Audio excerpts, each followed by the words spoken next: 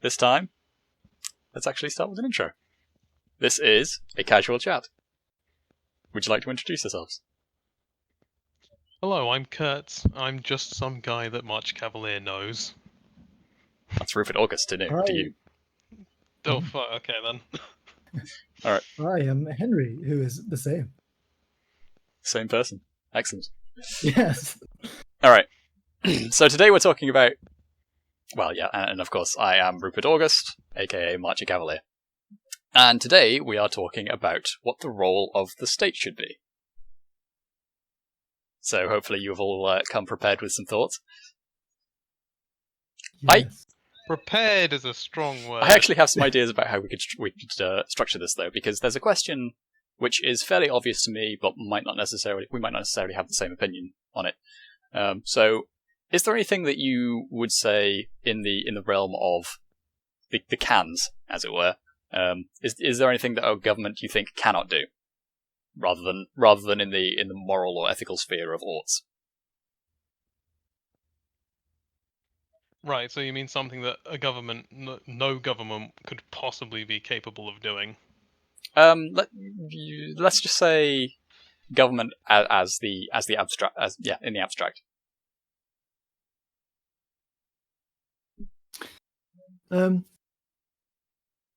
Something that it cannot do. Yeah.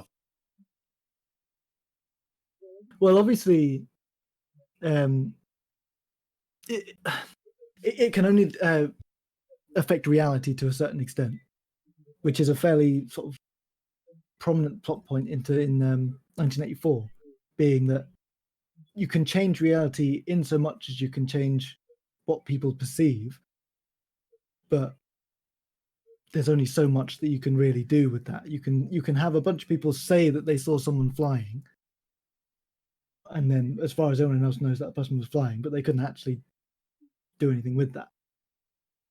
Yeah, I was tempted to say that the one thing a government can't do is control your mind, but to an extent, they can control how you think through propaganda. Yep. Mm. Yeah, no, that's a pretty fair answer. I mean, my answer was going to be that no, basically, there's nothing that a government can't do because, well, I suppose it feeds into what my definition of the state would be to start off with, which is the standard, I guess, pseudo-libertarian definition of whichever entity has the monopoly on force in a geographical region. Anyone want to refine that at all?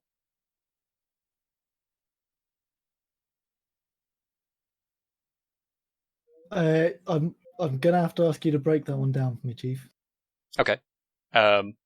Whichever like group and recognized entity, like whichever recognized organization or group of people has the monopoly on force, I was going to say legal monopoly on force, but that just comes straight back to what backs up legality, force. So I just whoever is the only entity that is recognized by everyone to be the only legitimate source of force and coercion. Right. But yeah. I suppose it's easy to talk about, or easy to say that there's nothing that a government could do when we're talking in theory. Yeah. Because in practice, there's a lot that governments can't do. Like they can't instantly teleport all half their population to Mars and then have the colony there be perfectly. I was really hoping you wouldn't bring up an example like that because it's just so outlandish. It doesn't. What was the point of bringing that up? I mean, obviously, no one can teleport anyone with their mind. I mean, yeah, this just goes back to what you were saying earlier, though, which is that a government can't alter the state of reality. And in practice, there isn't really a government that can do much of that. I don't know. North Korea, maybe. We don't really know what goes on. They're not altering reality. They are. No. In terms of perception of reality. No, I meant in terms of the full total control of the populace. Yeah, I suppose North Korea is What you think? Probably you think that the only example of that. You think that Western governments don't shape how we perceive reality? But not that directly and that totally. What do you think an education system is? Public education. And how many dissidents from the public education can you expect? Not that I many. mean, Most hell, of us are if- still if using it- the same framing, even if it's just a starting point of where we go from there.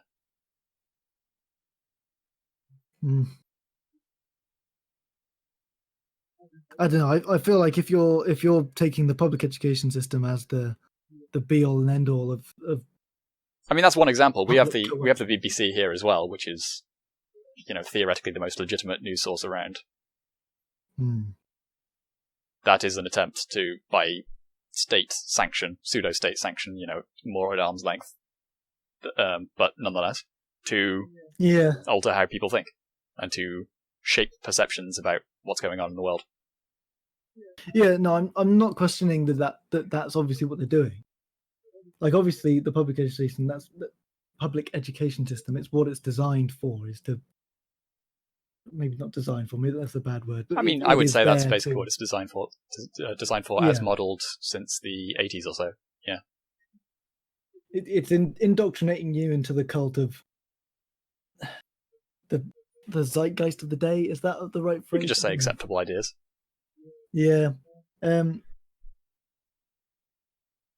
But I still don't think it's. But well, my point is that it's not nearly at the level of the.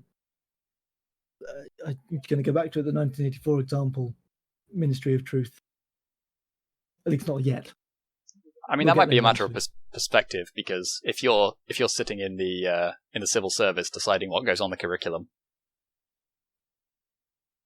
surely you're kind of getting some of that sense.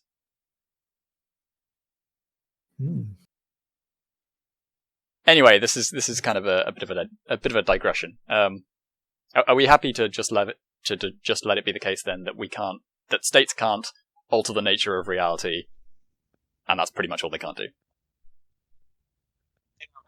And that the definition of a state is the holder of the monopoly on force in a geographical region.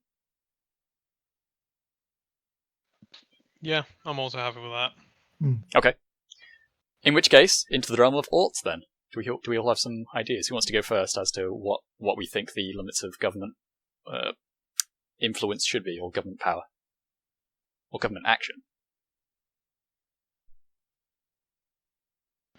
Okay, this is the limits of what should be the limits of government is something that I go back and forth on a lot personally, especially at the moment given the current climate of the day. As of recording, the coronavirus lockdown is in full swing, and seeing the way that this is being handled, how draconian the police have become in some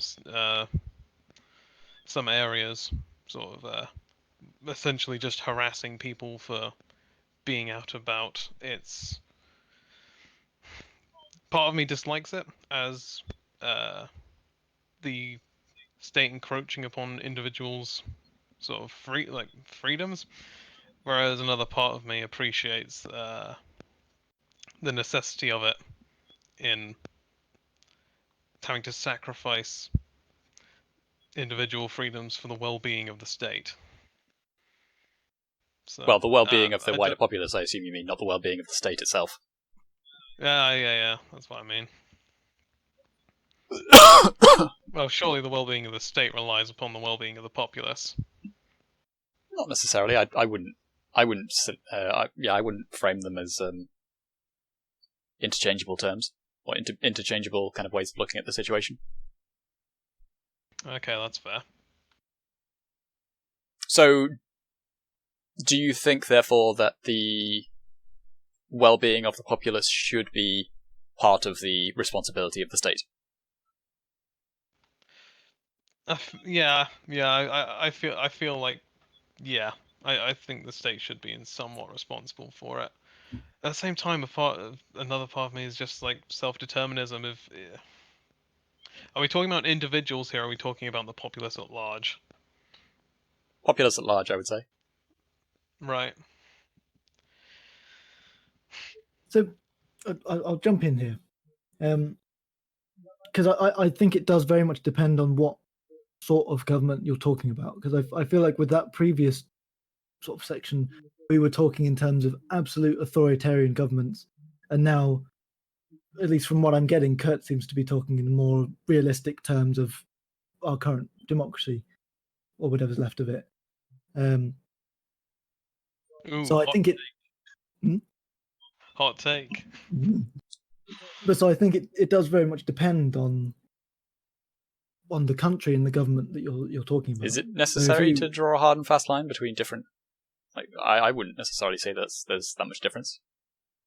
Well, so not necessarily, but in terms of like if you're like a Saudi Arabia oil baron, obviously you don't really care all that much about your populace because you don't need to. Your power is from your oil and your natural resources.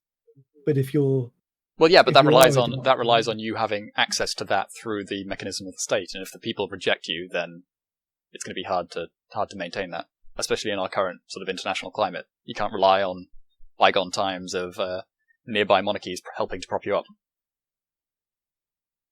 But you can rely on being able to pay people with your oil money to keep the populace in check. To an extent, perhaps. I mean, it's not necessarily the most stable system, because as soon as you run out of resources, you're kind of screwed. But it is a different, or at least there are different priorities for the state in that particular time period you're talking about.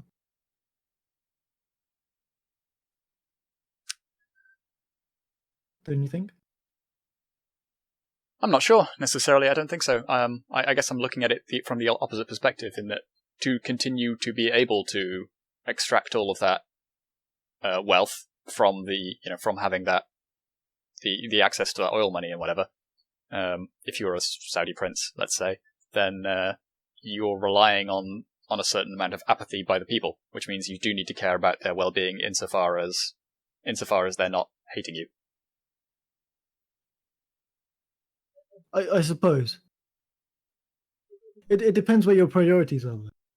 That's my point, is that in a democracy... okay, look at it this way. If your priorities are altruistic, then you'll help out the people. If your priorities are purely self-centered, then you will help out the people to the extent that they don't hate you, enough that you can stay in power.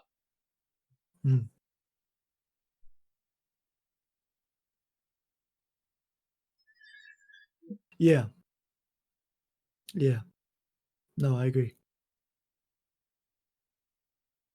But this is okay. So I mean that kind of implies a certain self-centeredness on the part of the state, which, I mean, you can look at it that way.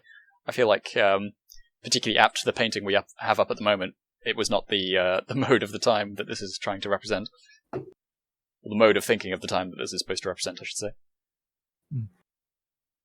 It's the French Revolution for those who are just listening to it. I think it might be. Well, it's one of them, but it might be the Paris Commune. I'm not entirely sure. It might be the liberation of the Paris Commune.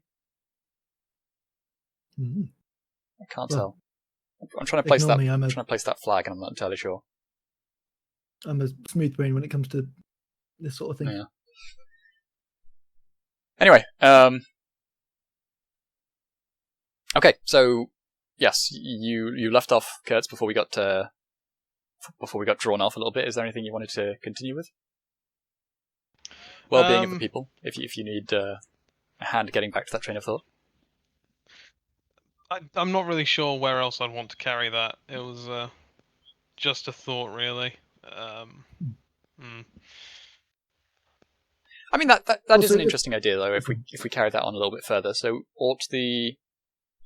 let's play with that idea for a moment. Should the government do only what is required for it to keep itself in power? Is that a reasonable way to think about, and perhaps even to structure the state? Because then you're talking about a realignment of the values of the people in order to ensure that they are holding power to account to the extent that they can extract whatever is necessary for their well-being. Therefore, power, in order to preserve itself, would have to appease you to the extent that you demand. What do we think of that idea? Apart from it sounding very commie. I mean, I'm just thinking so any state that wants to keep itself, around, wants to maintain its power, is going to have to take the well-being of the people into consideration at some point. Because if they abuse the people too much, then they'll just rise up in revolt and destroy them. So, no matter what, it always has to be factored in to some degree. I don't know if I agree with that. Because I believe we were talking about this the other day, although my other day maybe 3 weeks ago, about how I suppose in a way it is dealing with the welfare of the population. But if you keep people starving enough, then you don't need to worry about them. Like you can't have a revolt when you have no food. Yes.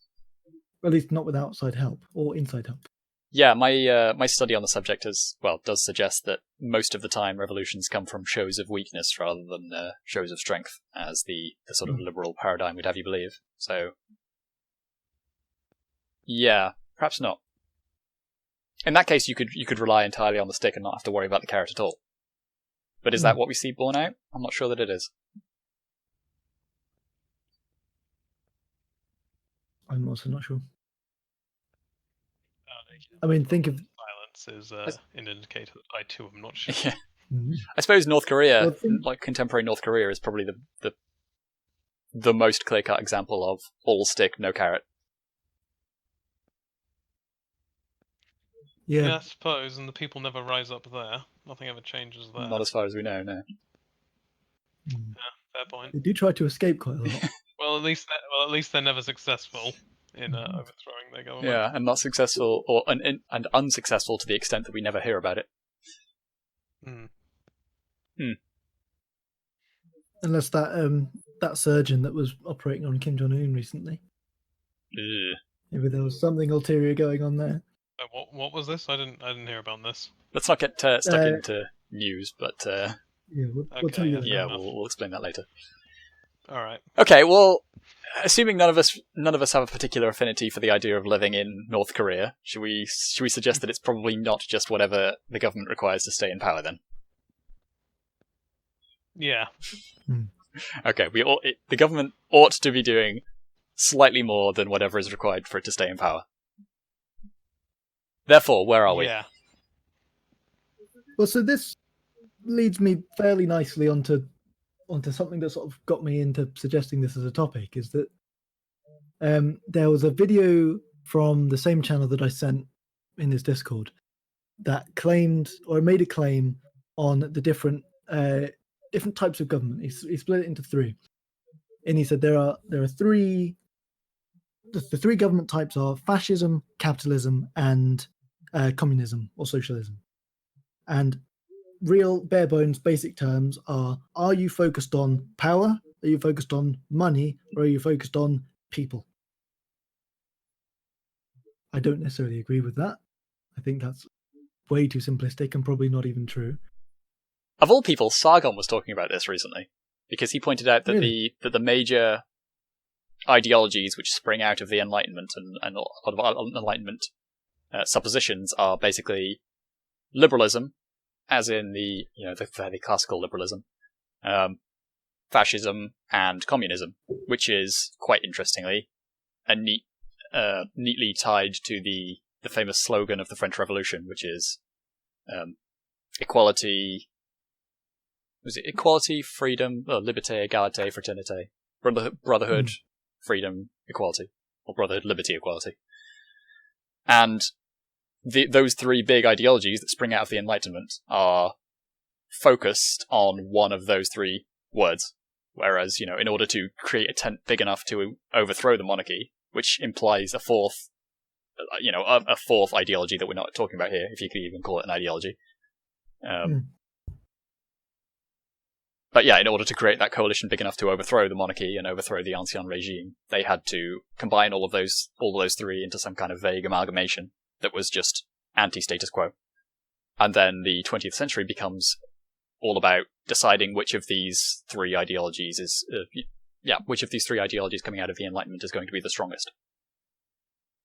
So I dare say that whoever was laying that out might have some commie sympathies themselves, but I did go onto YouTube and just search lefty. But yes, the implied fourth position there, I would say, is not Dugin, despite his claims. He's got a whole thing called fourth political theory, if I'm remembering correctly. So yeah, we're not talking about that. The fourth would be instead something like reactionaryism, traditionalism, kind of just the pre or the opposition to the Enlightenment ideas and to liberalism in general, and all of the kind of things that come out of it. So there's the expanded framing for what you were just saying. Where did you want to go with that? Well, I was just going to expand that into the ought territory of what ought to be the main focus of a government. And so, I mean, taking communism as the example, what is the point? What is that government? What value in their government spreadsheet are they trying to get to the highest? Well, they set up an idealistic class of the worker, quote unquote, and which is effectively the poorest, most often the way that it manifests de facto is the poorest, most downtrodden urban worker that they can possibly find, basically. And that becomes the representative of the working class. Either that, or it's just a completely idealized class of people in the first place, which doesn't really reflect reality. Because, even if you have all of those workers revolting against the revolution, it doesn't therefore mean that the revolution suddenly turns against the revolution. The revolution always presses onwards. So, okay. So they're trying to uplift what they see as the bottom rung of society, and even though that bottom rung isn't necessarily what they're really uplifting. Yes, effectively. Which is interesting because in theory they are taking the majority of the population and trying to uplift them, in contrast to the minority of bourgeois capital-owning class. But in reality, they end up turning against most of the population that they rule over at one point or another, usually a bit at a time. But sorry, I'd cut you off. Yeah, I was just going to say, surely in simplest terms, the point of a communist government is to make all people equal. That's the. I mean, an oversimplification for sure. Well, that's how they sell themselves. But yeah, I've when you get really into depth, when you get really in depth about it, I find that very few communist writers are ever actually fully going for the egalitarianism that they are supposedly espousing. It's kind of a very surface level draw, I suppose you could say. I suppose you're saying they're more wanting to reduce inequalities rather than aim for perfect equality. Or am I missing the point there? No, they just set up a different kind of hierarchy, basically. All right. So where I was going with that basically is what do we think then ought the goal of a government be? English. So is this just our personal preferences for what we think? Well, that's kind of what government should be trying to do. That's kind of what the entire context of this conversation is, but hopefully with a little bit of an informed take. Right. Yeah. I'll be fully honest. I was a little bit lost on that when just what exactly what we were trying to get to when we were saying what ought a government to do. It's like, well, in what context? In the context of your opinion, man. Yes. Well, thank you for informing me of that. So going back to my spreadsheet idea, which is probably not a very good one, so I won't go back to it again. What do we think should their priority of values to raise? Where do we think that should be, or what should be where? Well, for one thing, firstly, I would say the most important thing would be to maintain stability. If a government can't maintain stability, then it fundamentally fails as a government. beyond that, I think it probably comes back to that same to preserve the stability and status of the state in relation to the rest of the world, I suppose. Because I'm not willing to make the assumption that whatever state we are presupposing exists in a non-rival environment. Therefore, it needs to be able to defend itself and continue itself. So, I mean, what I was going to say rides entirely on the idea that there are other states out there, and what I was going to say was that a state should put its own well-being and the well-being of its people above all else. yes. So, internal stability, external stability, and maintenance of the interests of its people sounds like a pretty good starting point. What do you think, Henry?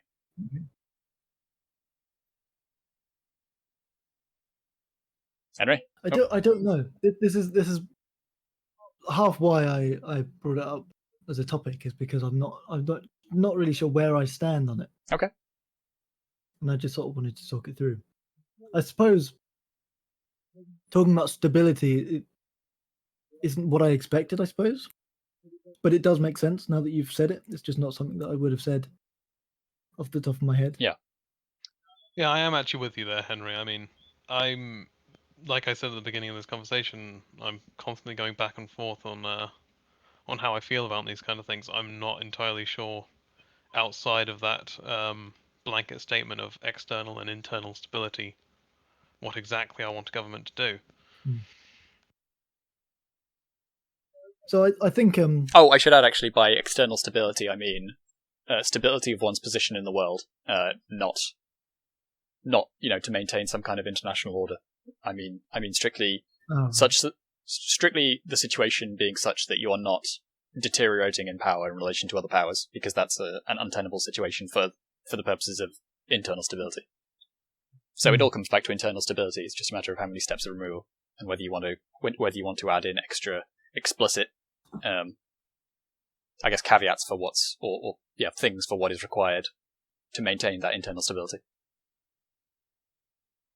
I suppose the issue that I'm coming up with that view is that you end up in a place where we are now, where the powers that be would sacrifice anything to make sure that the GDP is growing. They'll import however many people, they'll sell off however many artifacts, just demolish as many natural parks as they need to, just to make sure that the economy is still growing, so that on the global stage, we're not falling behind. Sure.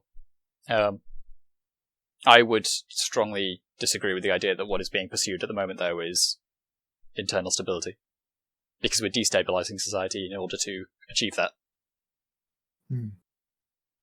Yeah, I was just thinking, like, there was a sort of disconnect in my mind there. What you were saying sort of made sense, but I couldn't help but think to myself, but our society is so unstable at the moment.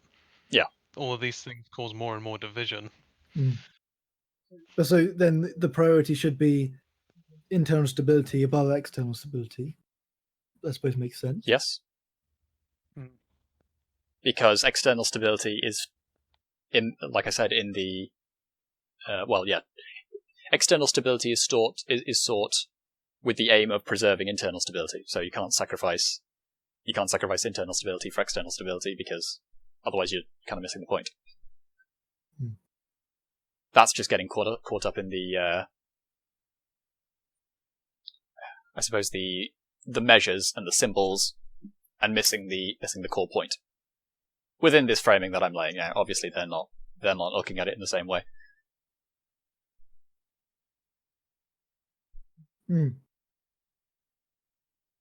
Okay. So I think in that case, then I would agree. So in terms of any other option, I suppose the thing that a government should strive for is stability, just because that is the thing that causes the least damage, at the very least, to itself and its population? Well, let me lay out why I come to that conclusion. Is because I take a fundamentally reactionary view, I suppose, in a certain sense, or at least a view that values implicit knowledge that is already present, even if we can't necessarily make it explicit. In that, at the moment, we have something, as long as it's on a stable trajectory, which, spoiler alert, our situation isn't, I wouldn't say, that if we have something which is on a stable trajectory, then we're doing something fundamentally right. Therefore, we should try to preserve the situation in as much as it is, in order to preserve that, general going in the right direction. And therefore, we should seek to change things if we are not on a stable trajectory, which is probably going to be fairly obvious, like now.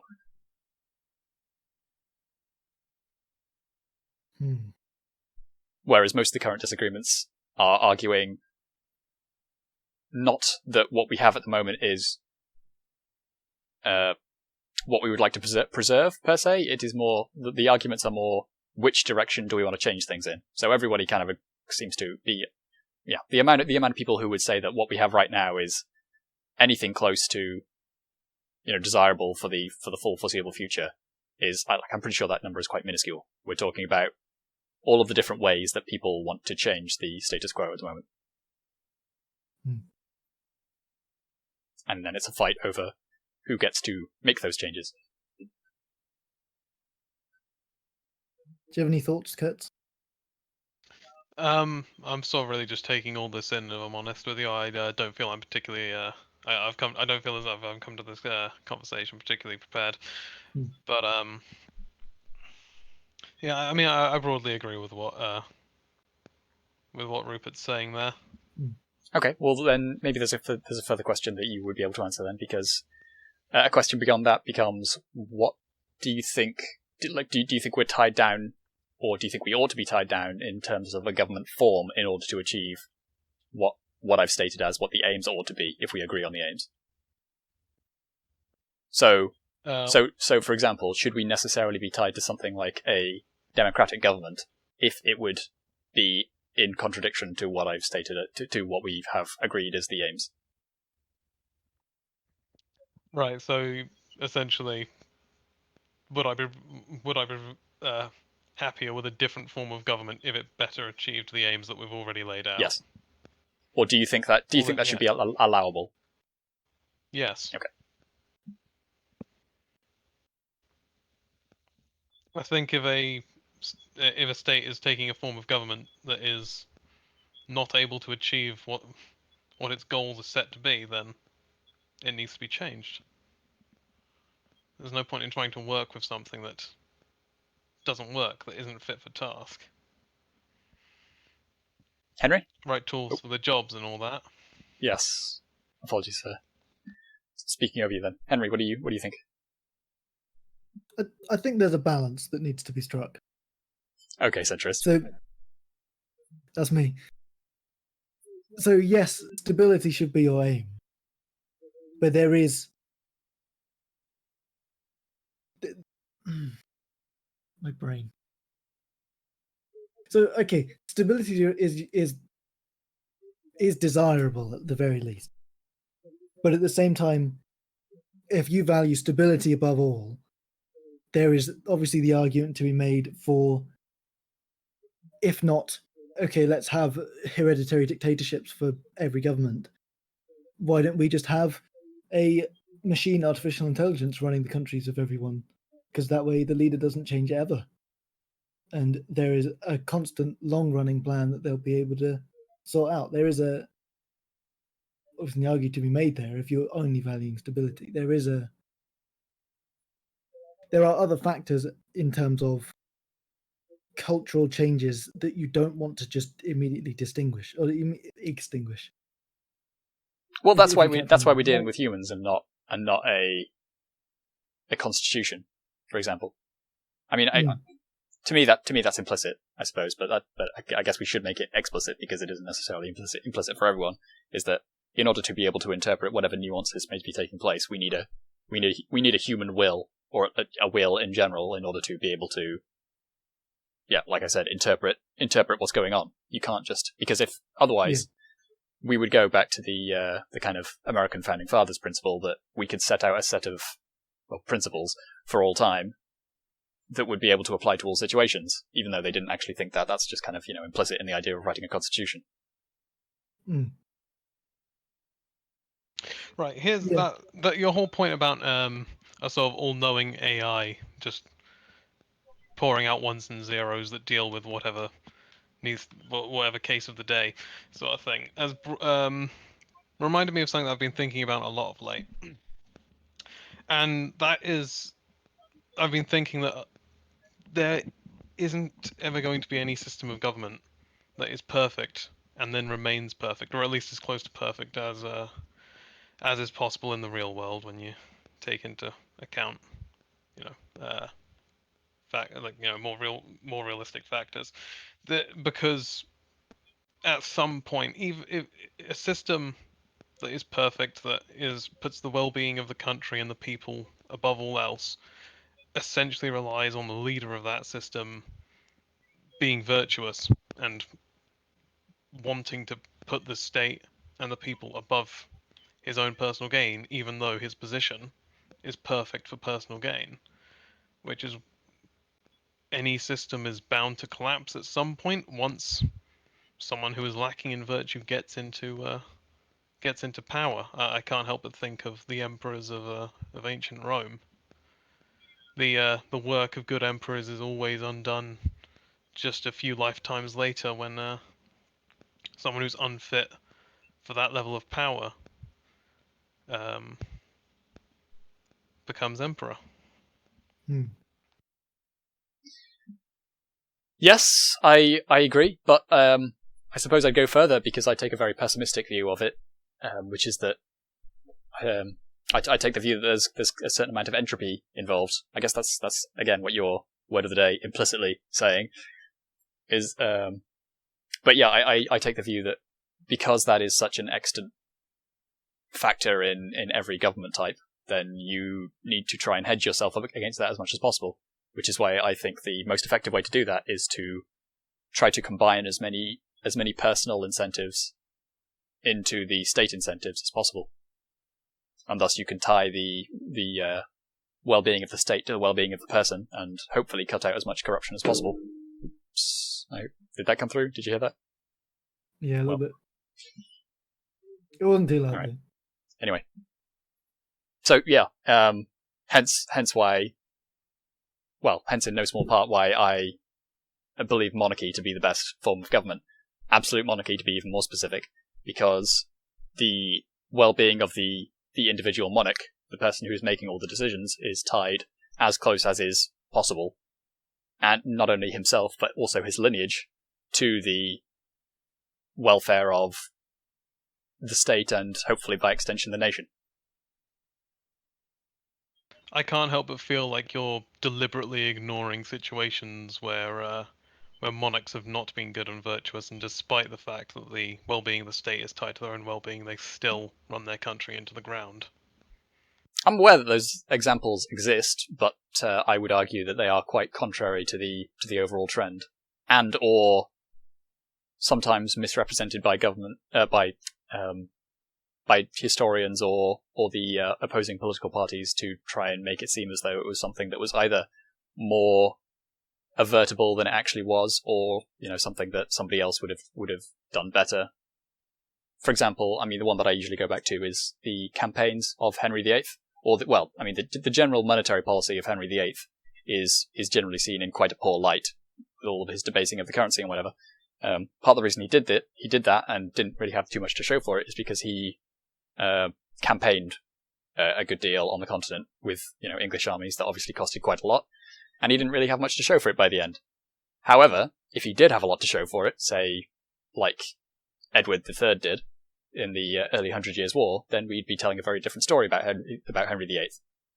So is it necessarily reasonable to call him a bad ruler because he took a gamble and it didn't pay off? I see your point, that's fair. I think the thing that I've been thinking of throughout this little vein of discussion is the the factor of the grass is always green on the other side, basically. Trying to think of another way of phrasing it, but in terms of any system will have ups and downs. Any system will have periods of growth, periods of severe devastation. There's no avoiding that. It's just a matter of life. And whenever you have one of these periods of devastation, these periods of an apparent weakness by the state, you will have people that will be thinking, okay, well, maybe this isn't a good system anymore. Maybe there'll be another way of dealing with it. Which is partially how revolutions come about in the first place. Yeah.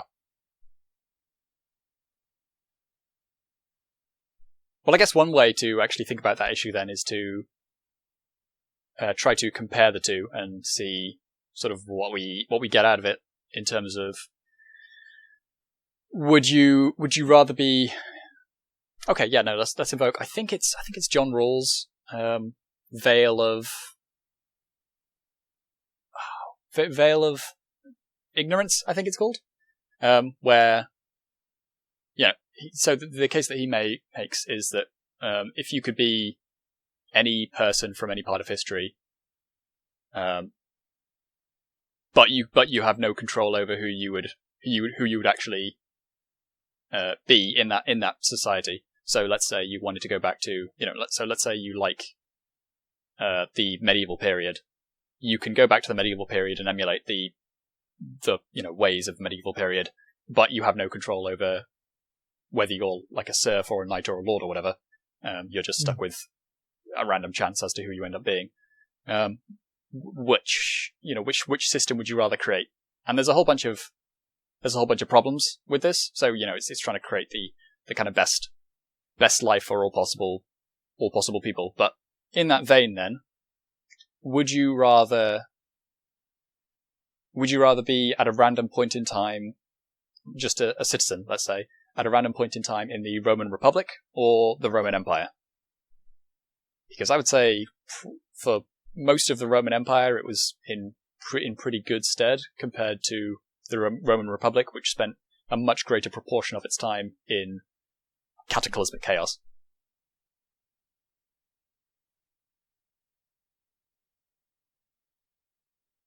I mean, again, that's something that I'm not clued up on my Dover hat. I was just gonna say that's the kind of thing where it's like I'm not really sure where to just to explain my long silences. I'm not really sure where to go from there as far as conversation is concerned. I mean, you proposed a question and answered it. Well, yeah. I mean, I'm giving my own take, but you can refute me if you.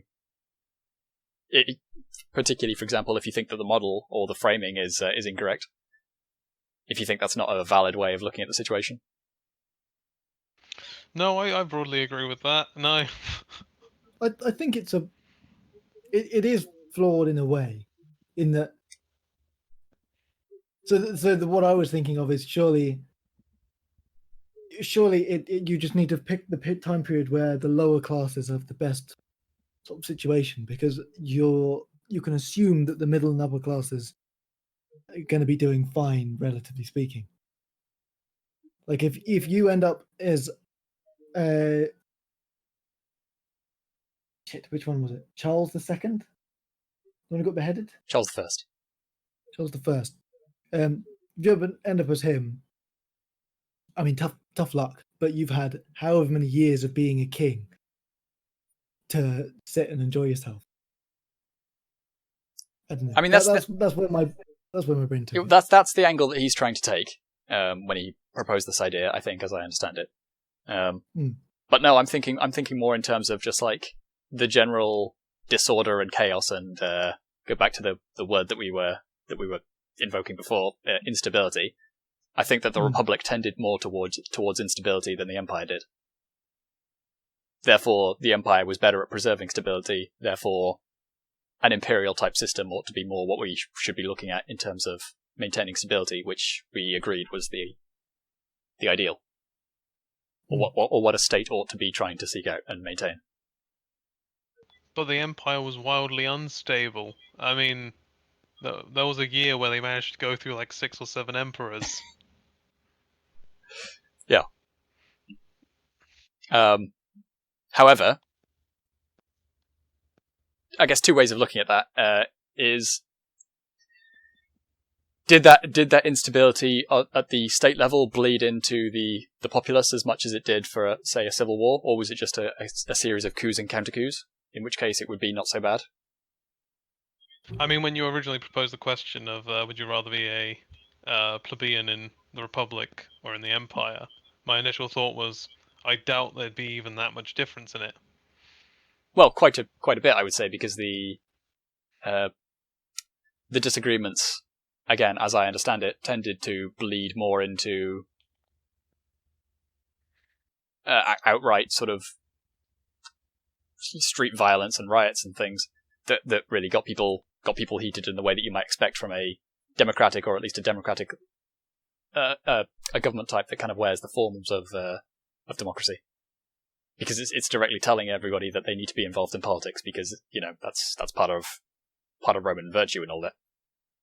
I mean, sure, when you go to the last few years of the Roman Republic and compare them to the first few years of the Roman Empire, there wouldn't be that much difference.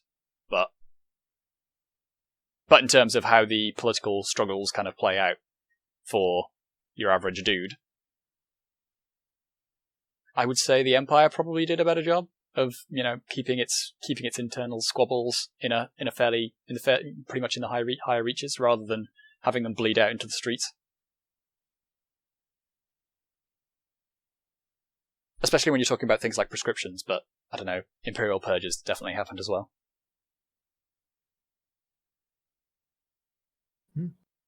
Fair enough.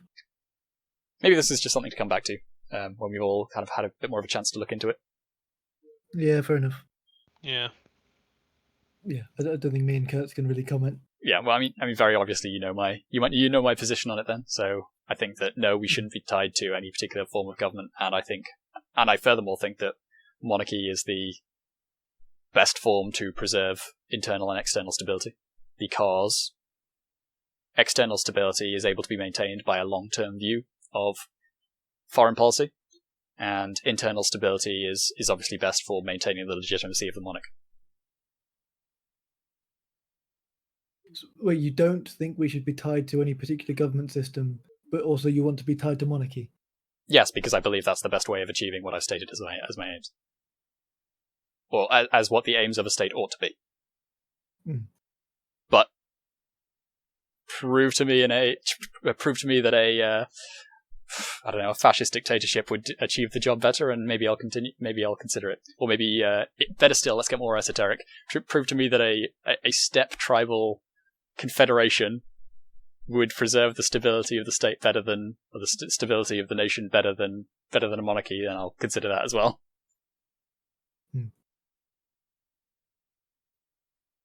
Well, okay. I don't know how long we want to talk for. Probably not too much longer. How long this has been.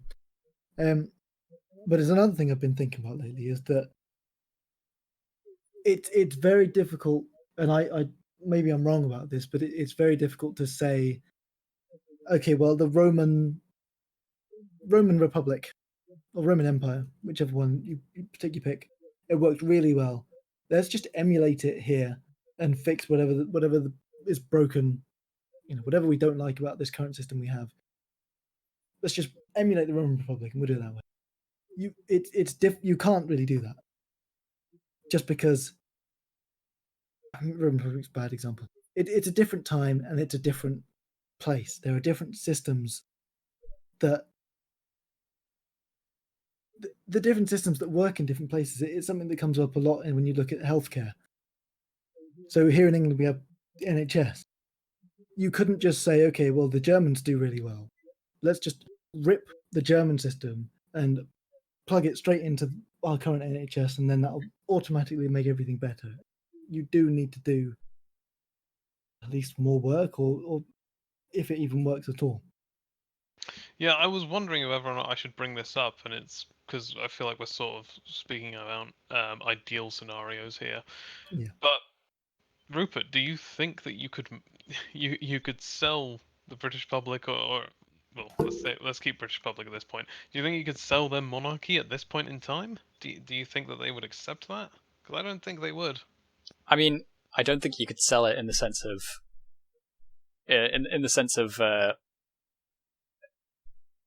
absolute monarchy, maybe James I style. You'd probably have to be a bit more incremental about it. But I think you probably could.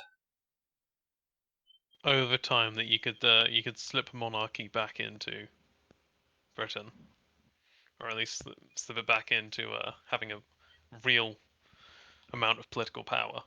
Yeah, I mean, I reckon probably over a few, even if it was just over a few election cycles, you could probably do it even in that short of a time span.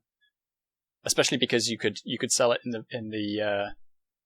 I mean, this is a point that Mencha Smallbug brings up, is that we have wildly conflicting views of democracy, because the word democracy itself is seen as an unambiguous good, but things like politics and politicizing things is seen as a bad. So all you have to do is say, oh yeah, this power that the government currently has, we're going to depoliticize it.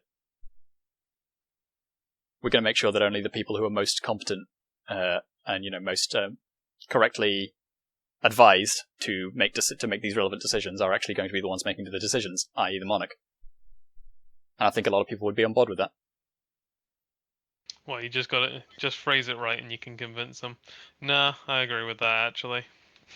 Yeah, I feel like Britain is probably one of the best places for a monarchy to take hold. Not least just because we do actually have a monarch who is in power, at least in theory.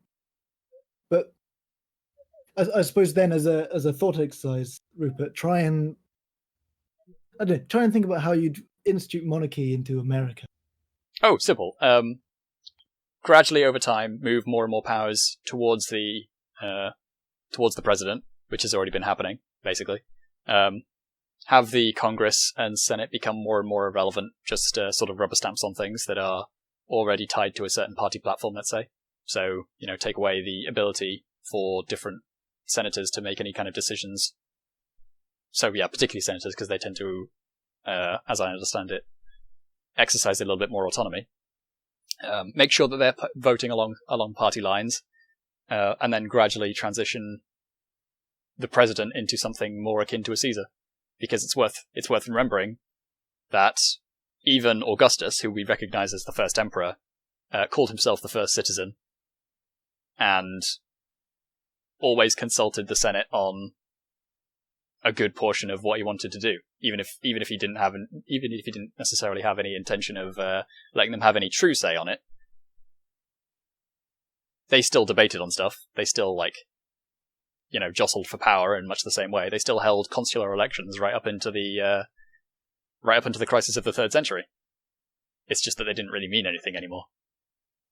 And I think to an extent we're kind of already there. It's just that it's not in a monarchical form. It's just the power is completely hidden from the public view per se. I mean, this is kind of, I wouldn't say completely hidden, because people do have a sense that a lot of the decisions that are being made by money interests rather than by political interests and democratic interests.